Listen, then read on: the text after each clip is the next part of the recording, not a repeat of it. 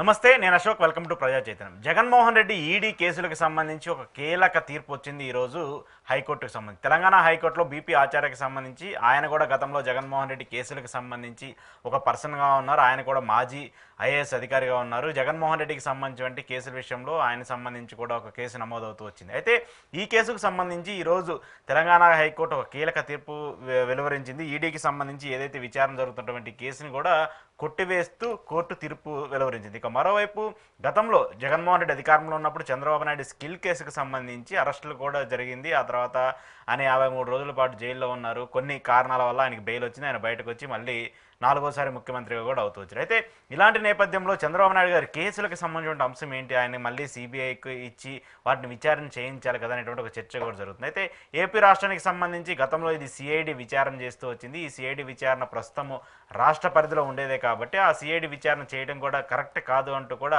ఆరోపణలు వస్తున్నాయి. మళ్ళీ ఆ కేసులన్నింటినీ కూడా సిబిఐకి ఇచ్చి విచారణ చేయించాలి, లేకపోతే ఆ స్కామ్కి సంబంధించి జరిగిందంత అబద్ధం అనే దాని ప్రకారము ప్రభుత్వం కుట్రలు చేసే అంశం ఉంటుందంటే కూడా జరుగుతుంది. ఏపీ రాజకీయాల గురించి అలాగే డీలిమిటేషన్ అంశం కూడా ఇప్పుడు పెద్ద ఎత్తున చర్చనీయాంశంగా అవుతుంది. డీలిమిటేషన్ సంబంధించిన ఇష్యూస్ మీద ఈరోజు ఇంటర్వ్యూలో మాట్లాడదాం. ఇంటర్వ్యూలో నాతో పాటు పార్టిసిపేట్ చేస్తున్నారు అనలిస్ట్ కేఎస్ ప్రసాద్ గారు. ప్రసాద్ గారు నమస్తే. నమస్తే అండి.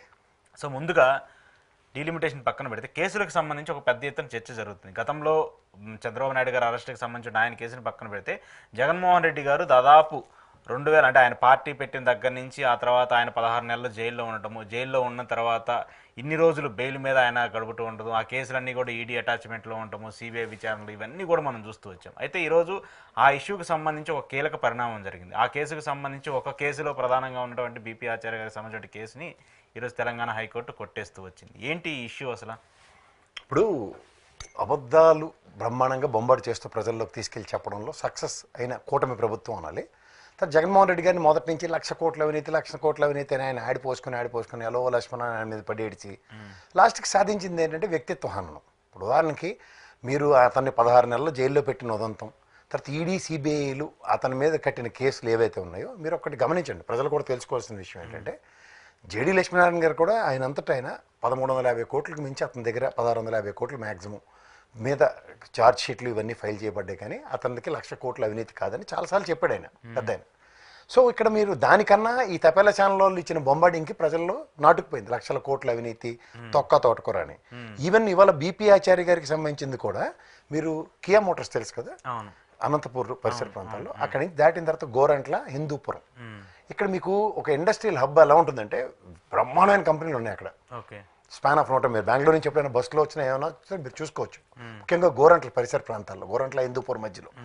ఇక్కడ దీనికి ఏంటంటే దాని ఏమంటారు లేపాక్షి హబ్ అని.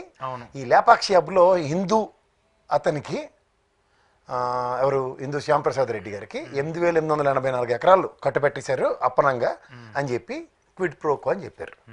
సో ఇవన్నీ దీని మీద బీపీ ఆచార్య మాట్లాడి ఈ కేసుల్లో జగన్మోహన్ రెడ్డి గారితో పాటు ప్యారల్గా బదనమైన ఒక ఐఏఎస్ ఆఫీసర్, ఏపీఐసీసీ ల్యాండ్లన్నీ ఆయనకు పరంగానే అన్యాక్రాంతంగా ఎలకేట్ అయిపోయి ఇవన్నీ చెప్పుకొని వచ్చారు. సో వాస్తవం ఏమైంది ఇప్పుడు లాస్ట్కి పడి తిప్పి కొండందేవి వెలక పట్టినట్టే కదా. హైకోర్టు కూడా కింద కోర్టుకి ప్రొసీడ్ అవ్వాలన్నా కూడా అంటే శాంచురీ డాక్యుమెంట్స్ లేని వెళ్ళొద్దని చెప్పేసింది, డిస్మిస్ చేసేసింది ఏకంగా కేసుని. ఇక్కడ మీరు ప్రజలు దీంట్లో క్రిటికాలిటీ ఏంటంటే జగన్మోహన్ రెడ్డి గారి కేసుల్లో ఒకదాని తర్వాత ఒకటి క్లారిటీ వస్తుంది ఓవర్ పీరియడ్ ఆఫ్ టైం. ఇందులో ఇంకోటి గమనించవలసిన విషయం ఏంటంటే సిబిఐ కానీ ఈడీ కానీ ఏదైతే కేసులు కట్టి జగన్మోహన్ రెడ్డి గారిని 16 నెలల్లో జైల్లో పెట్టి మీరు అన్నట్టు బెయిల్ మీద ఉన్న ఇవాళ ఇతను డిశ్చార్జ్ పిటిషన్ వేసాడు అన్ని కేసుల మీద, ఆ 13-16 సిబిఐ ఈడీ కేసుల మీద. ఏమని, ఈ కేసుకి నాకు సంబంధం లేదని, సంబంధం ఉన్నది అని ఎవిడెన్షియల్ డాక్యుమెంట్స్తో ప్రూవ్ చేస్తేనే కానీ డిశ్చార్జ్ పిటిషన్ డిస్మిస్ అవ్వదు. చాలామంది ఏమనుకుంటారు, ప్రతి శుక్రవారం కోర్టుకు వెళ్ళే జగన్మోహన్ రెడ్డి ఇప్పుడు ఏదో మేనేజ్ చేశాడు కదా, ఏదో మేనేజ్ చేయడం కాదు, తెవలంది ఏముంది, ఒక ఆబ్సెంట్ పిటిషన్ వేసుకుని అతను అడ్వకేట్ వెళ్ళి చెప్తాడు ఇది ఇంకా డిశ్చార్జ్ పిటిషన్ మీద వాదనలు ఇవ్వాలి ఉన్నాయా లేదా, వాదనలు లేవు, it is been hearing for the next date. ఆ నెక్స్ట్ డేట్ల కారణంగా అతను వెళ్ళట్లేదు జైలుకి, కోర్టుకి. ఇక్కడ మీరు ఇందులో అతను తిరిగి ఛాలెంజ్ చేసింది ఏంటి, గౌరవ వ్యవస్థలకి, సిబిఐకి కానీ ఈడీకి కానీ న్యాయస్థానానికి కానీ, ఏమని, నాకు ఈ కేసుకి సంబంధం లేదని. ఇక్కడ మీరు ప్రజలు గమనించవలసిన విషయం ఏంటంటే చంద్రబాబు నాయుడు గారిది స్కిల్ కేసు మీరు ఇప్పుడు చెప్తున్నారు, ఇందాక మీరు ఇంట్రడక్షన్లో స్కిల్ కేసు కన్నా స్కిల్ కేసు గురించి కూడా ఒకటి క్లారిటీ ఇద్దాం. 17A సంబంధించింది అది. అక్కడ ఫుల్ బెంచ్ కాన్స్టిట్యూట్ అయ్యి ఉంది. అవును. ఎనీ టైం బెంచ్ కాన్స్టిట్యూట్ అయ్యి చీఫ్ జస్టిస్ గారు అంటే దాని మీద వాదనలు స్టార్ట్ అవుతాయి. అవ్వాలి అది కూడా. ఇంకా పేక మీద కత్తే. ఉమ్, కానీ మీకు ఇంకో కొన్ని కేసులు చెప్పాలా. ఉమ్, స్టేల్ మీద ఉన్న చంద్రబాబు నాయుడు ఎప్పటి నుంచి 1997లో రెడ్డి నాయక్ బాబు అక్రమాస్తులు కేసు వేస్తే స్టే ఆర్డర్ ఉంది. ఉమ్, 98లో వైఎస్ఆర్ హైకోర్టులో దావా వేస్తే స్టే ఉంది. 99లో షబ్బీర్ అలీ గారు, 99లో డిఎల్ రవీందర్ రెడ్డి గారు దావాలు వేస్తే స్టే. 99, 2000, 2001లో వైఎస్ఆర్ రాజశేఖర రెడ్డి గారు కేసులు వేస్తే అవన్నీ స్టే మీదే ఉన్నాయి. 2003లో కృష్ణప్రసాద్ గౌడ్ అనే వ్యక్తి కేసు వేస్తే ఆయన మీద స్టే ఉంది. 2003లో కన్నా లక్ష్మీనారాయణ గారు, ఇది హైలైట్ అసలుకి, పాపపు సొమ్ముతో చంద్రబాబు నాయుడు గారు హెరిటేజ్ పెట్టారని కోర్టులో కేసు వేస్తే సాధారణంగా ఏంది, నేను సో అండ్ సో మనీతో పెట్టానని కదా. కానీ ఆ కేసు ఈ కంపెనీ నేను కష్టపడి పెట్టాను, ఇది నా క్రెడెన్షియల్స్ దీని మీద అని చెప్పాలి కదా. ఇప్పుడు తిరిగి ఏం చెప్పాడు, దాని మీద కూడా స్టే చేశారు. ఇది కాక 2004లో కన్నా లక్ష్మీనారాయణ మళ్ళీ అదే దాని మీద కేసు వేసాడు, దాని మీద కూడా స్టే ఉంది. ఇంకొక హైలైట్ ఏంటంటే 2004లో పాల్వై గోవర్ధన్ రెడ్డి గారు ఇప్పుడు చనిపోయారు మాకు తెలంగాణలో, ఆయన కూడా ఇదే కేసు వేశారు, దానికి స్టే. 2005లో బాబు గారి మీద ఇంకా లేటెస్ట్ గా రామారావు గారి భార్య లక్ష్మీపార్వతి గారు వేస్తే ఆవిడది కూడా స్టే. ఇందులో ఓవరాల్ గా చూసుకుంటే స్టేల మీద ఉన్న బాబు గారు అన్ని కేసులకు సంబంధించి ఆయనకి స్టేలు తెచ్చుకో. 2005లో ఇది కాక ఇంకా శ్రీహరి అశోక్ అనే ఏపీ పౌరులు కూడా కేసు వేశారు. 2011లో బి ఎల్లారెడ్డి అనే వ్యక్తి కూడా కేసు వేస్తే స్టేలే. ఇప్పుడు మీకు ఇందులో గమనించవలసిన విషయం ఏంటంటే జగన్మోహన్ రెడ్డి గారు ఈ కేసులకి నాకు సంబంధం లేదు, మీరు ఏదో డిక్షనరీలో పదాలు కనిపెట్టి క్విట్ ప్రోకో తోటకూర అంటున్నారు, నాకు సంబంధం ఇల్లే. ఈయన సంబంధం లేదని కూడా డిశ్చార్జ్ పిటిషన్ వేయట్లే, స్టే తెచ్చుకున్నాడు. ఈ కంపారిజన్ ప్రజలు గ్రహించండి. దీనికి తోడు వాళ్ళేంటి, అత్యధిక ధనవంతుడైన ముఖ్యమంత్రి మన రాష్ట్రంలో ఈయనే జగన్మోహన్ రెడ్డి అని చెప్పి బొమ్మాడిని కొట్టి కొట్టి కొట్టి కొట్టి లాస్ట్కి ఏమైంది, నిన్న పార్లమెంట్ రాజ్యసభలో ఆ బెంగాల్లో మొఖం ఇరిచేస్తారు. రిచెస్ట్, అది కూడా దేశంలో ఉన్న ముఖ్యమంత్రులు అందరూ డబ్బులు కలిపి ఈయన ఒక్కడి దగ్గర ఉన్నాయి. మరి చెప్పిన దానికి ఇక్కడ జరుగుతున్న దానికి ఎంత కాంట్రడిక్షన్ ఉందో చూడండి. ఎందుకంటే వీళ్ళకి ధైర్యం ఏంటంటే తపేలా ఛానల్ ఉన్నాయి, ఏ కేసులైనా దాని మీద జగన్మోహన్ రెడ్డి మీదే బొమ్బాడిని కొట్టుకుంటూ వెళ్ళొచ్చు. మీరు ఏ రోజైనా ఈ కేసులు ఇన్ని రోజులు స్టేలు బట్టి ఉన్నాయి కదా, దీని మీద ఎవరైనా డిబేట్ పెట్టినామని చెప్పించండి. లేదు. జగన్మోహన్ రెడ్డి కేసుల గురించి అందరూ మాట్లాడుతున్నాం, వాటి మీద డిశ్చార్జ్ పిటిషన్ల గురించి కూడా ఒక్క సెంటెన్స్ మాట్లాడలేడు. జగన్మోహన్ రెడ్డి గారు కోర్టుకి వెళ్ళట్లేదు, మేనేజ్ చేస్తున్నాడు అన్నది ప్రజల్లోకి తీసుకెళ్లడంలో సక్సెస్ చూస్తున్నారు. ఇది ప్రజలు గ్రహించాలి. ఇప్పుడు బీపీ ఆచార్య అన్నాడు చిన్న చెత్తక మనిషి కాదు, ఏపీసీసీ ఎండి స్థాయి లేపాక్షి భూములు 8,824 ఎకరాలు కేటాయించేశాడని చెప్పి అపవాదు ఇన్నాళ్ళ దాకా భరించాడు కదా, ఇవాళ అగ్నిపూరితలో బయటకు వచ్చాడు కదా. అలాగే జగన్మోహన్ రెడ్డి గారు కూడా కేసుల నుంచి బయటకు వస్తాడో రాదో అన్న దగ్గర ఫస్ట్ అతను ఛాలెంజ్ చేసింది దమ్ముంటే చెప్పండి, అసలు డైరెక్ట్ ఈ కేసుకి నాకు సంబంధం లేదు, నన్ను అన్యాక్రాంతంగా ఇరికించారని. ఇదే కన్నా లక్ష్మీనారాయణ గారు ఇవాళ మీ పార్టీకి వచ్చాడు కదా, ఆ కేసు విత్డ్రా చేయించుకోండి అట్లీస్ట్. ఆయన ఎమ్మెల్యే కదా, ఎమ్మెల్యే బీజేపీ మా చెడ్డ పొత్తులో ఉన్నారు కదా, మీరు ఇప్పుడు తెలుగుదేశంలో జాయిన్ అయిపోయినా direct Sattenapalli TDP party MLA గెలిచాడు. మరి ఇంత కేసులు ఎందుకు రాజీ చేయించుకోరు, రాజీ చేయించుకుని విత్డ్రా చేయించాలి కదా అట్లీస్ట్. అవుట్ ఆఫ్ 10లో 2 బయటకు వచ్చాయని చెప్పొచ్చు కదా. యా ఆయన తగ్గడు ఈయన తగ్గడు, కానీ విషయం మాత్రం మేము సొంత పార్టీ మనిషే కదా. ఇప్పుడు ఇప్పుడు అప్పుడు అప్పుడు వేరే పార్టీ, ఇప్పుడు సొంత పార్టీ మనిషి అయితే స్టే ఎక్కడ చేస్తూ ఇలా బీపీ ఆచార్యుల కేసు కొట్టించుకోవచ్చు కదా. పార్టీ రాజకీయమే, వ్యక్తిగత కక్ష. మరి వ్యక్తిగత కక్ష ఏదో మరి ఆయన పెట్టాడు కదా, కన్నా లక్ష్మీనారాయణ గారు స్పెసిఫిక్ గా 2 సార్లు పెట్టిండు. ఆయన 2 సార్లు పెట్టాడు. 2 సార్లు పెట్టిన దాని మీద మరి స్టేలోనే ఉంది అది కేసు. ఓకే, దీనికి సంబంధించి సరే చంద్రబాబు నాయుడు గారి అది పెద్ద ఇష్యూ, అదే దానికి సంబంధించి వరుసగా కేసులు అన్నిటి మీద స్టేలు ఉన్నాయి. మొన్న స్కిల్ సంబంధించి కూడా ఇంకా అది బెయిల్ మీదే ఉంది. దానికి సంబంధించి ఇంకా మరి రేపు సిబిఐ అది టేక్ ఓవర్ చేస్తుంది. అసలు సిబిఐ దాకా మీరు అనవసరం అండి, మీకు ఒకటి చెప్తున్నాను చూడండి, ప్రతిదానికి సిబిఐ అక్కర్లే. The power of our respective police department, ఆనాడు ఉన్న సిబిఐ అధికారులు all evidential documents have been submitted to the respective court, it's the purview of court.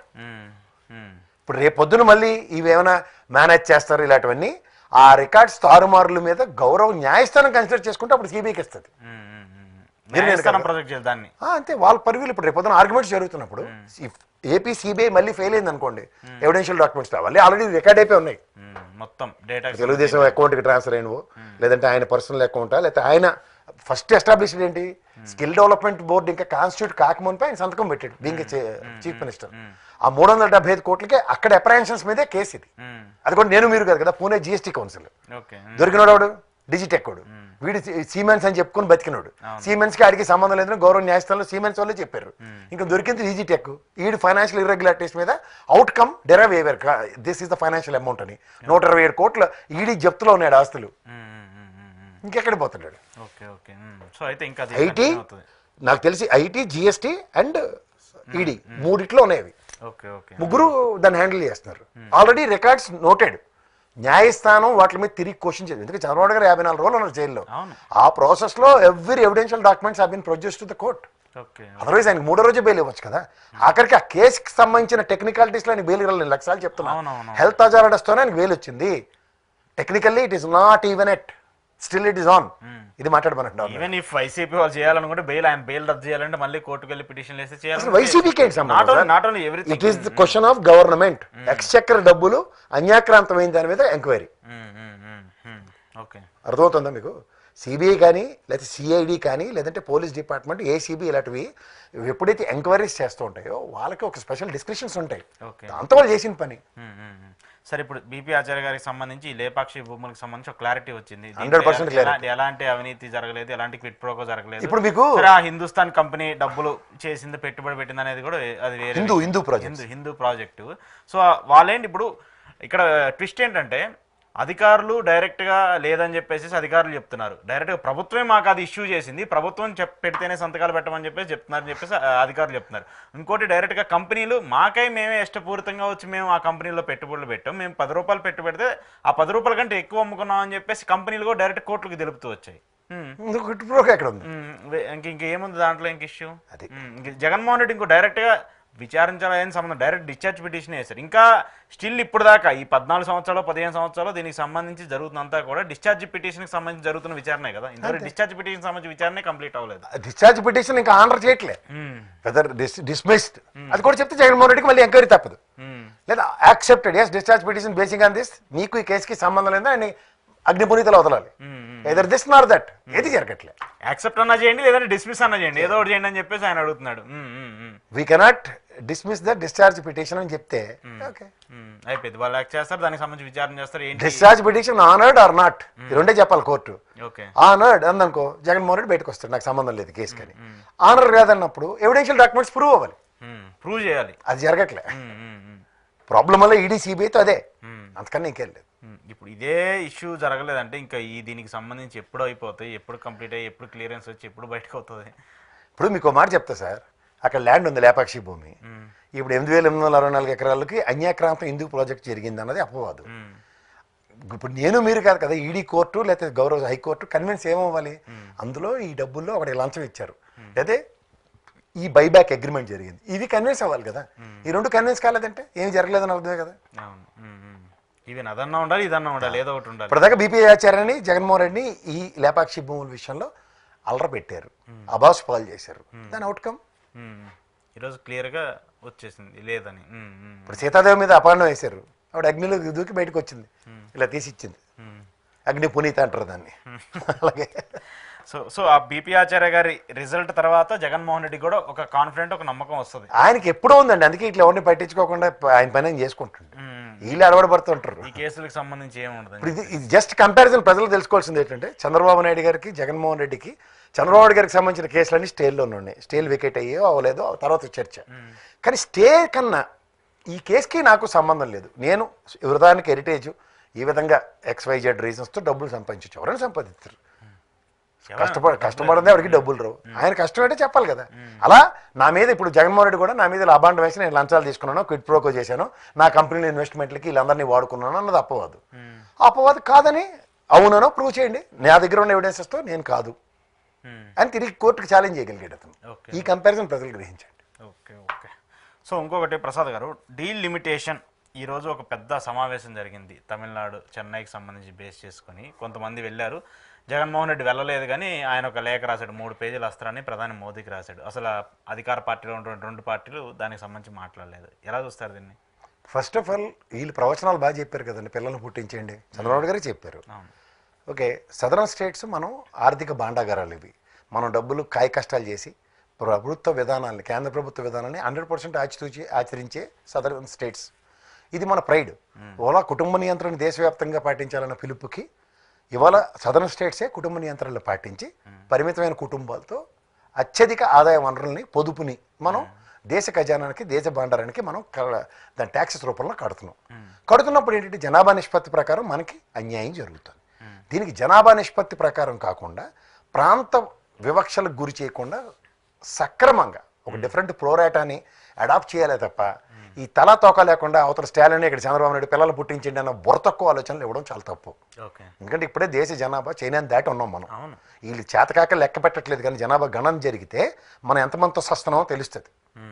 తర్వాత ఇది దేశవ్యాప్తంగా ఉపాధి కల్పన అన్న కార్యక్రమం. ఉదాహరణకి బీహార్ వచ్చి ఉత్తరప్రదేశ్ ఇట్లందరి దగ్గర నుంచి వచ్చి మహారాష్ట్రలోను ఆంధ్రప్రదేశ్ తెలంగాణలోనూ వచ్చి పనిచేస్తూ ఉంటారు కదా. అలా ఉపాధి కల్పన అన్న కార్యక్రమం కనుక తెరలేపితే జనాభా కూడా సమాన నిష్పత్తిలో ప్రతి దగ్గర ప్రపోర్షనేట్ రేటుతో ఉంటుంది. అక్కడ స్థానికత అని కాకుండా 2-3 ఏళ్ళు క్లాసెస్ మార్చొచ్చు కదా, పిల్లలు పుట్టించడం అని కాకుండా. ఉదాహరణకి బీహార్లో నుంచి ఇక్కడ వచ్చి పనిచేసినాడు 2 ఏళ్ళు పై తీసుకుంటే ఇక ఆంధ్ర పౌరసత్వం లేకపోతే ఆంధ్ర జనాభాలో కన్సిడర్ చేస్తాం, ఇలాంటి చేయొచ్చు కదా. కానీ నేను తీసుకెళ్ళి అక్కడే జనగణన చేసి ఇక్కడేమో మనకి 5 సంవత్సరాలు 10 సంవత్సరాలు మన నెత్తి మీద ఉండి కొన్ని కుటుంబాలు వచ్చి సెటిల్ అయిపోయి డబుల్ స్టాండర్డ్స్తో ఉంటున్న విధానాలకు కొన్ని స్వస్తి చెప్పుకోవచ్చు.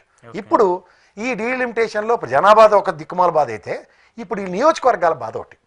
ఇప్పుడు వీళ్ళు సాధారణంగా ఏంటంటే ఉత్తరాదిన ఇప్పుడు యూపీ ఎలక్షన్ అయిపోయిన వెంటనే ఏంటనుకుంటారు, యూపీలో కౌంటింగ్ అయిపోయింది అనుకోండి సార్, అక్కడ 90 సీట్లు ఎన్ని ఉన్నాయి, ఎవడు గెలిస్తే అది ప్రభుత్వం అడిదే అన్నట్టుగా మాట్లాడుతూ ఉంటారు. ఇది కదా. సో అట్లా నెంబర్ ఆఫ్ సీట్స్ ఎక్కడైతే ఎక్కువగా కన్సాలిడేట్ అయి ఉంటాయో దాని ఉపద్రవం మిగిలిన స్టేట్ల మీద జాతీయ విధానంలో ప్రాబ్లం పడుతుంది డెఫినెట్గా. సో ఇక్కడ ప్రోరేటాలో గవర్నమెంట్ ఫార్మేషన్కి తీసుకుంటే ఇప్పుడు ఇంత జనాభాకి 90 సీట్లు ఉన్నాయి, అలాగే ఇంత జనాభాకి ఉదాహరణకి ఆంధ్రప్రదేశ్కి 25 ఉన్నాయి, ఇక్కడ 17 ఉన్నాయి.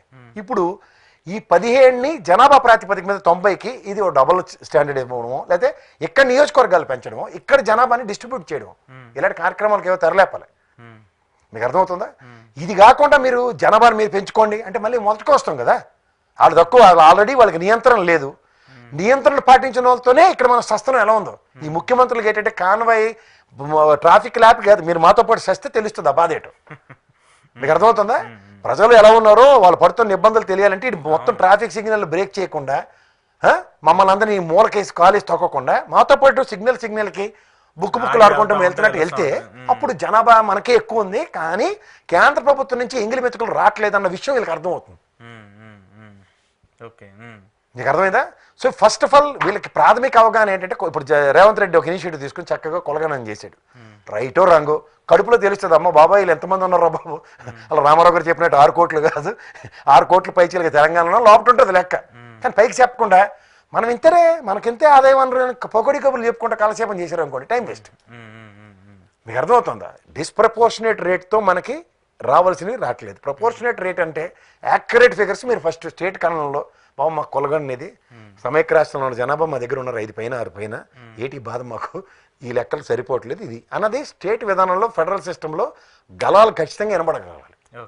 స్టాలిన్ ఇనిషియేషన్కి ఆంధ్రప్రదేశ్ నుంచి వెళ్ళకపోవడం సిగ్గుచెట్టు. ఎవరు వీళ్ళకి ఏంటంటే స్టాలిన్ రేవంత్ రెడ్డి వెళ్ళారంటే ఇలా ఎన్డీఏ కూటమి అనుకుంటారని, ఈ ఆయన క్షమించడని ఈ భయం, ఈ పిరికితనంతో రాష్ట్ర ప్రయోజనాల పరిరక్షణ కాకుండా పణంగా పెట్టడం అంటారు దీన్ని.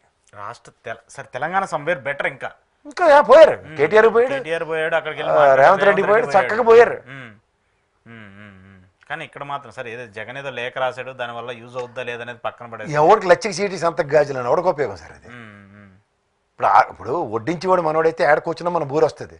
ఆ వడ్డించేవాడు మోడీయే ఎవరికి ఇవ్వట్లేదు బాబు సదరన్ స్టేట్లో నాలు మొత్తుకుంటుంటే ఈయనకి అదేదో ప్రేమ లేక ఉన్నట్టు రాస్తే 11 సీట్లకు పరిమితం చేయపోయింది కదా. అట్లా అంటారా? మీకు అర్థమవుతుందా? అవన్నీ ఉచిత టపాచిపుత్ర కబుర్లు అంటారు, అట్లని టైం వేస్ట్ ఇవి. ఇవాళ ఆంధ్రప్రదేశ్ రాష్ట్రంలో ఉన్న పార్టీలు ఎవడైనా బీజేపీ ప్రాపకం కోసం చూడకుండా స్వతంత్ర ప్రతిపత్తితో ప్రాంతీయ పార్టీ మాది, నా ప్రాంత పరిరక్షణని తమిళనాడు తర డిఎంకే ఏడిఎంకేలో నిలబడగలిగితే అప్పుడు మాట్లాడండి, అది పర్మనెంట్ సొల్యూషన్. ఆంధ్రప్రదేశ్లో రాజకీయాలు, కులాలు, అధికారం ఈ 3 వ్యవస్థలే తిరుగుతూ ఉంటాయి ఎప్పుడు. ఈ కులాలు రాజకీయం అన్నిటికన్నా అధికారమే పరమావధిగా ప్రవర్తిస్తుంటారు.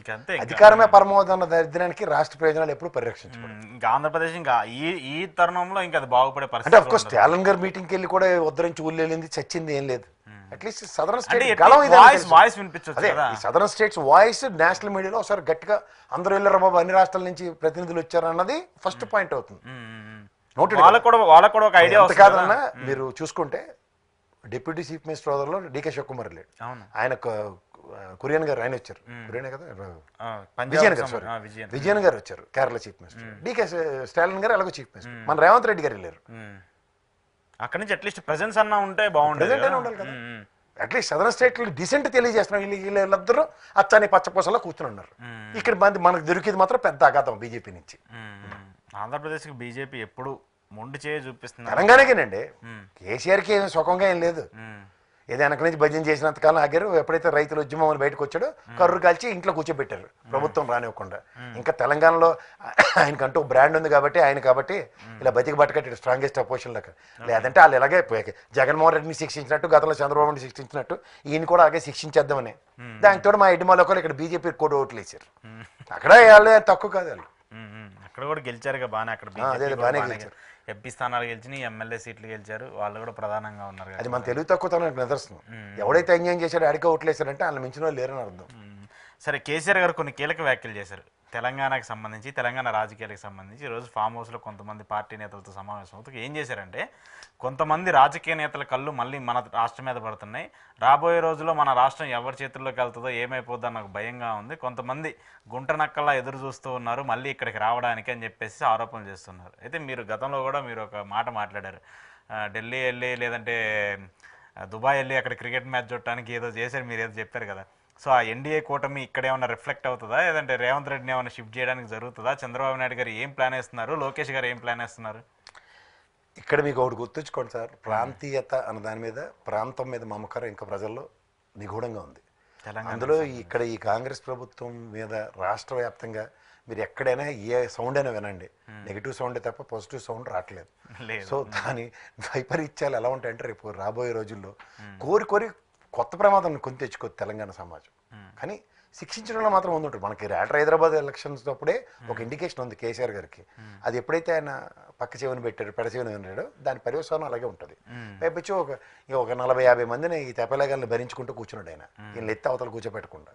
అవన్నీ ఈసారి కొంచెం ఆయన చాలా సాయుధ బలగాలను ఖచ్చితంగా రెడీ చేసుకుంటాడు. పైపచ్చు ఇక్కడ తెలుగుదేశం, మీకు ఎగ్జాంపుల్ చెప్తా, కూకటపల్లి నియోజకవర్గంలో తెలుగుదేశం వాళ్ళు జనసేనకి చేసిన ద్రోహం, బీజేపీ వాళ్ళు జనసేనకి చేసిన ద్రోహం ఇక్కడ అందరికీ తెలిసిన విషయం.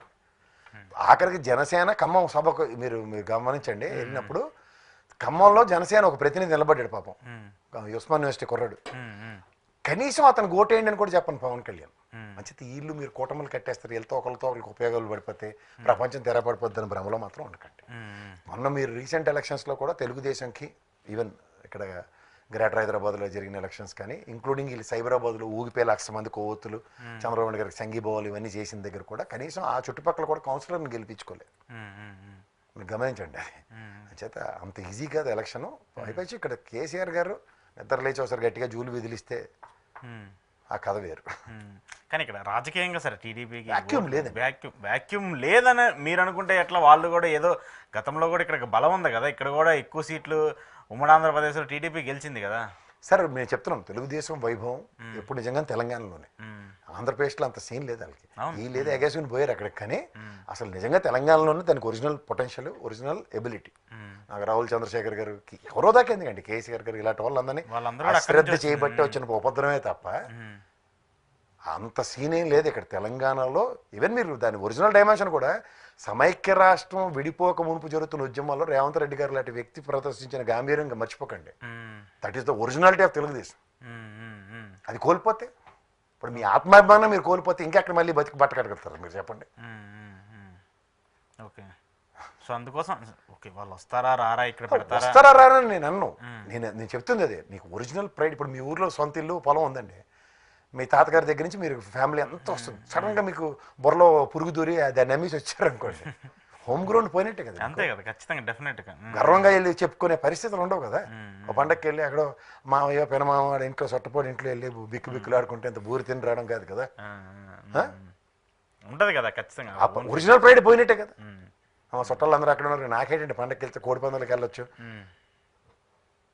కానీ ఇక్కడ నాకు ఒక పాయింట్ ఏంటంటే సార్, రేవంత్ రెడ్డి ఆయన ఇప్పుడు ప్రస్తుతం తెలంగాణకి సంబంధించి ముఖ్యమంత్రిగా ఉన్నారు. కానీ ఎప్పుడు కూడా ఆయనకు ఒక మచ్చ అనేది ఒకటి ఉంది కదా, చంద్రబాబు మనిషినో లేదంటే ఇంకోటేనో ఏదైనా. ఇప్పుడు నాకు తెలిసి ఆయన గురించి మాట్లాడేవాడు ఎవరు లేరు సార్. ఎందుకంటే ఇంకెవరికి పట్టుమని 10 మంది లేరు. ఎమ్మెల్యే అసలు కాంగ్రెస్ పెట్టింది పేరు కూటమిలకి ఏంటి గ్రూపులు కట్టడానికి. ఆ గ్రూపే దిక్కు నాకు పక్కడు అవడో తెలియక బిక్కులు ఆడుకుంటున్నారు. అంచేత అది చాలా అడ్వాంటేజ్ సిచ్యువేషన్లో రేవంత్ రెడ్డి గారు ఉన్నారు ఇక్కడ. అంటే అపోజిషన్ ఇంకో లీడర్ లేరు, ఆయన పవర్ఫుల్ లీడర్ పార్టీకి సంబంధించి లీడ్ చేసేలా. ఆ లీడర్కి ఢిల్లీ మన్ననలు లేవు. ఇప్పుడు ఎవడైనా లీడర్ నేను తోపుని తురుముకాని అనుకున్నా, ఎవడైనా భుజాలు ఎగరేసినా ఢిల్లీ పెద్దల మన్ననలు లేని వాళ్ళే ఉన్నారు. ఓకే. సో ఈయన ఆ ఢిల్లీ ఖాతాన కండవాని మెడలో వేసుకుని ప్రశాంతంగా కూర్చున్నారు. ఢిల్లీ కండువాని నేను అన్నాను. ఆయనకి ఫస్ట్ ఆఫ్ ఆల్ మీకు ప్రత్యర్థి లేనప్పుడు ఇంకేటి చేస్తారు సార్?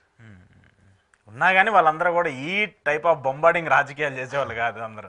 ఇప్పుడు వరల్డ్ కప్ ఫైనల్ మీకు ఆస్ట్రేలియాతో అనుకోండి సార్. ఆ ఆస్ట్రేలియా అంటే మన వాళ్ళ గురించి తెలుసు కాబట్టి అరే జాగ్రత్త రోహిత్ శర్మ ఆడాలి, రోహిత్ శర్మ అలా అనుకుంటారు. ఎగ్జాంపుల్ చెప్తున్నా. ఇప్పుడు ఆస్ట్రేలియా కాకుండా జింబాబ్వేనో కెన్యా వచ్చింది అనుకోండి ఫైనల్కి, ఇంట్రెస్టింగ్ ఉండదు కదా అంటారా? ఇంట్రెస్ట్ కాదు. ఫస్ట్ ఆఫ్ ఆల్ మన కాన్ఫిడెన్స్ ఎలా ఉంటుంది? కొట్టేస్తాంలే అన్న థాట్ ఉంటుంది. కానీ అలాంటప్పుడు కూడా మడతెట్టిషన్ ఉన్నాయి మనకి, చెప్తున్నా. కానీ అది రేరెస్ట్ కదా, చాలా రేరెస్ట్ అంటే రేర్. అది ఇప్పుడు రేవంత్ రెడ్డి గారి పరిస్థితి. ఆయనకి ఆస్ట్రేలియాకి ఫైనల్కి వచ్చినాడు ఎవరు లేడు. కానీ ఒకటి, చంద్రబాబు నాయుడు గారు ఇన్ కేసు తెలంగాణ రాజకీయాల్లో మళ్ళీ రీఎంట్రీ ఇస్తే అది ఖచ్చితంగా టీఆర్ఎస్కి కేసీఆర్కి అడ్వాంటేజ్గా మారిద్ది. లాస్ట్ టైం కాంగ్రెస్కి ఇచ్చే లాస్ట్ టైం జరిగింది కదా అదే. జై కాంగ్రెస్ అనగానే మొత్తం మడతెట్టేశారు ఇక్కడ. కాంగ్రెస్ తో పొత్తు పెట్టుకున్నప్పుడు ఇక్కడ అర్థమైపోయింది క్లారిటీగా, సినిమా మనకు అర్థమైంది కదా ఏం జరిగింది అనేది. సార్ పెండింగ్ ఫైల్స్కి సంబంధించి ఒక పెద్ద చర్చ జరుగుతుంది సార్. గతంలో కూడా ఈ మంత్రులకు సంబంధించిన ర్యాంకింగ్లు ఇవన్నీ ఇచ్చుకుంటూ వచ్చారు. ప్రధాన శాఖలన్నీ కూడా వెనకొన్ని టాప్ 10లో అయితే ఎవరు లేరు. టాప్ అబోవ్ పవన్ కళ్యాణ్ గారికి ఏ ర్యాంక్ వచ్చింది, చంద్రబాబు నాయుడు గారు ఏ ర్యాంక్ వచ్చింది కూడా మనం చూస్తున్నాం. కానీ ఎందుకు ప్రభుత్వానికి సంబంధించి 10 నెలలు అయిపోయింది, ఇంక 2 నెలలు అయితే ఏడాది దగ్గరగా అయిపోతుంది, ఏడాది పాలన, ఇంకా ఎందుకు చాలా ఫైల్స్ పెండింగ్లో ఉంటాం? ఈవెన్ ఒక శాఖకు సంబంధించిన ఫైల్ ఇంకో శాఖ దగ్గర ఆ మినిస్టర్ కూడా సరిగా రివ్యూ చేసే పరిస్థితులు కూడా లేనటువంటి చర్చలు జరుగుతూ ఉన్నాయి. ఏం చెప్తారు? ఇదో చెప్పడానికి ఏముంది సార్, ఇప్పుడు ప్రభుత్వం అన్నది కంటిన్యూషన్. ఇప్పుడు గత ప్రభుత్వ ఫైళ్ళు పెండింగ్ ఉన్నాయంటే ఆ ఫైళ్ళు వీళ్ళే క్లియర్ చేయాలి. కానీ నేను వెళ్ళి చేయడానికి వెళ్ళాలి. జగన్మోహన్ రెడ్డి పక్కన కూర్చోబెట్టి నువ్వు క్లియర్ చేయని చెప్పరు కదా ఎవరు. మరి ఇది గౌరవం అండి అసలుకి. అంటే వీళ్ళు గవర్నెన్స్ మీద ఎంత ఫోకస్ చేస్తున్నారో చూడండి. ఒక పక్క అప్పులు చేస్తున్నారు, ఫైల్ క్లియరింగ్లు లేవు. 132,000 ఫైల్ అండి పెండింగ్లో. ఓవరాల్గా అన్ని శాఖల మీద చూసుకుంటే ఏంది అసలు మీరు నమ్మరు. అతిరథ మహారథులుగా పరిగణనలో ఉన్న పవన్ కళ్యాణ్ గారికి కూడా 14,140 ఫైళ్ళు ఉన్నాయి. చంద్రబాబు నాయుడు గారిది అయితే జిఏడి 11,958, రెవెన్యూ 11,248 ఫైళ్ళు పెండింగ్ ఉన్నాయి. ఇందులో మీరు ఒక్కొక్క శాఖ చూసుకుంటే ఇప్పుడు పంచాయతీ గ్రామీణాభివృద్ధి శాఖకి 14,140, సాధారణ పరిపాలన 11,958, రెవెన్యూ 11,296, జలవనరులు 9,491, హోమ్ 7,433, ఆర్థిక 7,013, పరిశ్రమలు వాణిజ్యం 6,151, సాంఘిక సంక్షేమం 6,215, వైద్య ఆరోగ్యం 5,942. ఇప్పుడు ఇక్కడ దాకా ఒక బ్రేక్ ఇద్దాం. ఇందులో పరిశ్రమలు వాణిజ్యానికి 6,151 ఫైళ్ళు ఉన్నాయంటే మరి కంపెనీలు యాక్ట్ ఏమవుతాయండి? ఇంకా పెండింగ్ ఫైల్ రివ్యూలు ఈ తలకానప్పులోనే ఉంటాయి. మెయిన్ జిఏడి ఫంక్షనింగ్ కదటి ఎంతమంది ఐఏఎస్లు ఐపీఎస్ఎల్ని లోపల కూర్చోబెట్టి తాళం పెట్టి చూడండి. హోమ్ శాఖ 7,493, ఆర్థిక శాఖ 7,013. ఇవన్నీ చూస్తే రెవెన్యూ 11,200. అందుకే కదా నేను అసెంబ్లీ దగ్గర ఒక ఎమ్మెల్యే వీరంగం కూడా చూసాం కదా రెవెన్యూ పెండింగ్లో. వాళ్ళే అంత ఫ్రస్ట్రేట్ అయిపోతున్నారు. మా ఎవరైనా మన యార్లగడ్డ వెంకట్రావు గారు ఇంకో ఎమ్మెల్యే గారు చాలా ఆవేదన వ్యక్తం చేశాడు. అసలు ఏంటంటే ఇది మాకు 10 నెలలు అయింది, మాకు దిక్కుదేమం లేదు, ఎందుకు గెలిచామో మాకే తెలియట్లేదు. నేను ఏదో చేద్దామని వచ్చాను కానీ ఏం చేయలేదు. కానీ మంచి ప్రభుత్వం రాసుకున్నారు కదా సార్. మంచి ప్రభుత్వంలో చేయడానికి ఏంటి పని ఉండదు, ఇలా పెండింగ్గా ఉంటాయి. అలాగే సాంఘిక సంక్షేమం 6,215, వైద్య ఆరోగ్యం 5,942, కాలేజీలు కట్టక్కర్లు ఏ బాధ లేదు. అందుకని అది దాని ఫండింగ్. మానవ వనరులు వైద్య ఆరోగ్యం అంటే నాకు తెలిసి ప్రభుత్వం ప్రైమరీ కట్టర్సీ ఏంటి విద్యా వైద్య ఆరోగ్యం కోసం ప్రభుత్వం, అది లేదు. మానవ వనరులు అంటే స్కూల్ విద్య 5,771. మరి స్కూల్ బాగున్నాయి, నాడు నేడు స్కూల్ కుదిస్తుంటారు పక్కన. ఉన్నత విద్య 2,416, రవాణా R&B 5,547, మహిళా శిశు సంక్షేమం 4,010, మున్సిపల్ పట్టణాభివృద్ధి 3,296, విపత్తులు 3,117 కేసులు. అంటే నాకు తెలిసి అప్పుడు విపత్తులు వచ్చిన దగ్గర ఈ 10 నెలల్లో ఒకటి కూడా క్లియర్ చేసి ఉంటారు వీళ్ళు. మైనారిటీ సంక్షేమం 2,916, అటవీ పర్యావరణం 2,991. ఇది కూడా పవన్ కళ్యాణ్ గారి కిందకి వస్తుంది. పౌర సరఫరాలు నాదెండ్ల మనోహర్ గారు 2,770. అన్ని బియ్యం గోడంలో అన్ని చర్యలు తీసుకున్న అది. వ్యవసాయ శాఖ అయితే మరి రైతులకు ఏటి ఇవ్వకపోయినా 2,655 ఫైళ్లు మాత్రం పెండింగ్ ఉన్నాయి. పశు సంవర్ధక శాఖ ఇది కూడా వ్యవసాయ శాఖలోకి వస్తుంది. దీని కూడా 2,182. ఎందుకు? మొబైల్ అంబులెన్స్లు ఉన్నాయి కదా పశువులకి, అది ఎత్తేసారు. యువజన పర్యాటక 2,043. ఇది రోజా మీద పడేసి లాస్ట్కి జరిగింది ఏంటంటే ఇందులో ఇంత పెండింగ్ పెట్టారు. గిరిజన సంక్షేమం 1,688, ప్రణాళిక ప్రణాళికా సంఘానికి సంబంధించి 1771, బీసీ సంక్షేమం 1648, సీఎం కార్యాలయం 1115. ఇది హైలైట్ అసలు. గ్రామ వార్డు సచివాలయం 965, మౌలిక సదుపాయాల పెట్టుబడులు 794, కార్మిక 799, లెజిస్లేచర్ 757, న్యాయ 602. ఈయన ఫస్ట్ వచ్చింది. ఫస్ట్ ర్యాంక్ ఇచ్చారు. అయినా 602 ఫైళ్ళు ఉన్నాయట. 602 ఆయనకు వచ్చింది ఫస్ట్ ర్యాంక్. అంటే ఇంకా సమ్వేర్ గ్రేట్. పవన్ కళ్యాణ్ గారి శాఖలకు సంబంధించి చూసుకోండి, ఆయన 3 శాఖలకి మంత్రిగా ఉంటే ఆయన 3,000లోనే దట్టు 3 కలిపితే దాదాపు 18,500 పైగా ఫైల్స్ పెండింగ్ లో ఉన్నాయి. స్కిల్ డెవలప్మెంట్ 5,569, గృహ నిర్మాణం 527, రియల్ టైమ్ గవర్నెన్స్ 515, ఇంధన 489, ఆర్థికంగా వెనకబడిన వర్గాల సంక్షేమం 447, ఐటీకి సంబంధించిన 385, ప్రభుత్వ రంగ సంస్థలు 149, సిఎస్ కార్యాలయం చీఫ్ సెక్రటరీ గారు కూడా 42 పెండింగ్ పెట్టి కూర్చున్నారు. పెండింగ్ పెట్టారు చీఫ్ సెక్రటరీ గారు. మెయిన్ అది సంతకం పెడితే పని దాదాపు ఎన్ని ఉన్నాయో తెలుసు, 1,00,000 పైగా ఫైల్స్, 1,32,000 ఫైల్స్ ప్రభుత్వానికి సంబంధించి అధికారుల దగ్గర పెండింగ్లు ఉన్నాయి. మంత్రుల శాఖలకు సంబంధించి కూడా ఇవన్నీ ఎవరు క్లియర్ చేయ ప్రసాద్ గారు? ఎప్పుడు మంచి ప్రభుత్వం ఆల్రెడీ మొదట 3 నెలలకి ఇచ్చుకున్నారు కదా వాళ్ళు. మంచి ప్రభుత్వంలో ఫైల్ క్లియర్ చేయడమే మంచి ప్రభుత్వ రాష్ట్రం. దీంట్లో రోడ్డు టెండర్లకు సంబంధించి, పారిశ్రమలకు సంబంధించి, కొత్త కంపెనీలకు సంబంధించి, ఉద్యోగాలకు సంబంధించి ఎన్ని ఫైల్స్ ఉంటాయి? అన్నీ అవే, ప్రతి శాఖల వేసి ఇప్పుడు చదివి వచ్చింది అదే. అదే వీళ్ళకి ఏవి నిమ్మకి నీరు హ్యాపీగా నేను నాటకాలు వేసుకున్నారు కదా. దాంట్లో కూడా మళ్ళీ జగన్మోహన్ రెడ్డి మీద ఏడుపు. జగన్మోహన్ ఇప్పుడు పవన్ కళ్యాణ్ గారు ఇన్ని ఫైల్స్ పెండింగ్, ఆఫ్ కోర్స్ గతం ప్రభుత్వానికి సంబంధించిన పెండింగ్లో ఉన్నాయి కూడా కొన్ని క్యారీ ఫార్వర్డ్ అవుతాయి కదా. అవునండి, క్యారీ ఫార్వర్డ్ అయితే మీది కదా బాధ్యత. 5 ఏళ్ళు మీరు గమనించారు. నేను అదే ఇందాక చెప్పింది, పక్కన కూర్చి పెట్టుకుని నువ్వు వచ్చి పని చేయమని చెప్పరు కదా. ఖచ్చితంగా వీళ్ళే క్లియర్ చేయాలి. ఈ ఫైల్స్ క్లియర్ కావాలి, ఒకటి ఇవ్వనండి, వెంటనే వైట్ పేపర్ ఇవ్వనండి. బాబు ఈ దిక్కుమాల ఫైల్ పాత ప్రభుత్వం ఇన్ని తగలెట్టారు, ఇన్ని లక్షల బిల్లులు, పని ఎక్కడైందో మేము ఎంక్వైరీ చేయాలా, ఇదేనే దానికైనా చెప్పాలి కదా. ఇంకొకటి ఏంటంటే ఈ ఫైల్స్ క్లియర్ చేస్తే ఫండ్స్ రిలీజ్ చేయాలి కదా, చాలా కంపెనీ బిల్స్ ఉంటాయి కదా. ఇది అసలు మెయిన్ కథలు. అందుకోసమే ఫైల్స్ మూవ్ అవ్వట్లేదు. జర్నలిస్టులతో ఇంటర్వ్యూ చేస్తే దాని మధ్య వేరేగా ఉంటుంది. కాదు సార్, ఇప్పుడు ఒక ఫైల్ ఉంటుంది, ఏదో రోడ్డుకి సంబంధించి ఏదో టెండర్లు వేసి ఉంటారు. ఇప్పుడు పంచాయతీరాజ్ శాఖకు సంబంధించి పవన్ కళ్యాణ్ గారు ఉన్నారండి, గ్రామాలకు సంబంధించి రోడ్లు వేసి 5-6 సంవత్సరాలుగా పెండింగ్లో ఉన్నటువంటి బిల్లులు మాకు రాలేదు మహాప్రభు అని అక్కడ పంచాయతీలకు సంబంధించిన ప్రెసిడెంట్లు అందరూ తలలు పట్టుకుని ఉన్నారు. 16 సీట్లు విమానం ఎవరో కొన్నారట క్యాబినెట్ మినిస్టర్. అది కొన్నారనేది సరే ఏం జరిగింది అనేది పక్కన పెట్టి, కొన్నారా లేదా అది ఎవరో నాకు తెలియదు. నాకు తెలియదు కానీ నేను చెప్పను. సేమ్ మా ముఖ్యమంత్రి గారు కొన్న 16 సీట్లు అవి సేమ్ టు సేమ్. సరే వాళ్ళు ఏం కొన్నారో ఏంటనేది సార్, మీరు సంక్షేమం అభివృద్ధి ఇవి వాళ్ళ మెయిన్ ఎజెండాలు. ఈ సంక్షేమం అభివృద్ధి అంటే ఇవే కదా మీరు చెప్పినట్టు.